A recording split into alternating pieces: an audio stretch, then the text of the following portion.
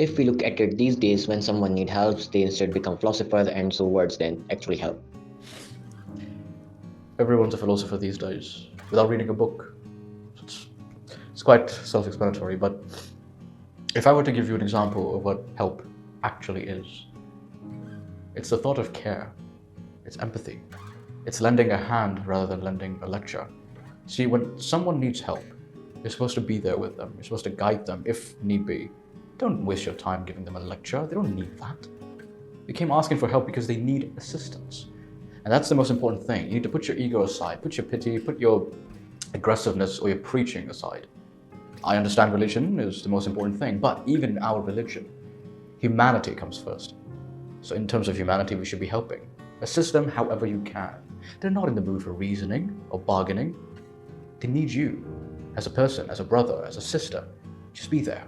That's help. Okay, so I want to ask, what is the true definition of help? Well, these days, help expands on different things, but if I were to give you the true definition, something that I feel like everyone should abide by and try, because we've lost our way. To help is to give a lending hand when need be. Help is to be selfless in a time when you feel power. When you see someone vulnerable, you're not supposed to judge them or pass on your pity or make them feel small. You're supposed to be there.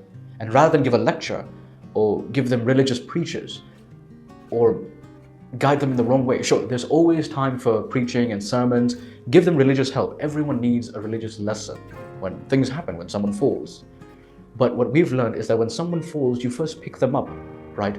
When someone's bleeding, you put on a bandage. You don't go directly into a prayer. Yeah, pray for them. But after you stop the bleeding. Because sometimes, it's not just that you have to sit and pray. You can't always metaphorically help someone. Yes, do that later. Pray for them. Ask God, ask Allah that please help this friend of mine or help this stranger. He's still a brother. Help. But before all that, you better put a bandage and an aid on that bleeding. You see, when someone's injured, you don't tell them, oh, you go home and do that. No, you fix the bloody thing. You're supposed to be there, even if they're a non-Muslim. It doesn't matter. To help is to care. To be there, to look them in the eyes, or hold them and assure them everything's going to be all right, and that you have nothing to worry about. Let's take an example here, right? The one man that we should be idolizing always, it's my idol, and should be everyone's idol, the great Prophet Muhammad, peace be upon him. Whether there was a Muslim or a non-Muslim, he would help, he would assist blindly because he truly believed he was an advocate for helping and being kind. Help comes from being kind. And if anyone can teach us that, it's him. No one's better than him in that way. Yes, he's the most religious man who ever walked on this planet. He is the most perfect man, the perfect example of religion and worldly deeds. But before he took a prayer, before he prayed to Allah, he helped. Again, whether he was a Muslim or a non-Muslim, he would help. So we should take a page or two from him, or we should take everything from him. Who else is better than him in terms of helping, or learning a lesson on helping and kindness?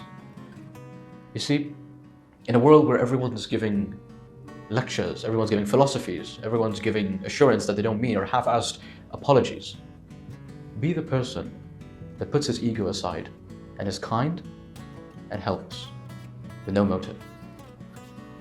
That's what I believe is the definition of help.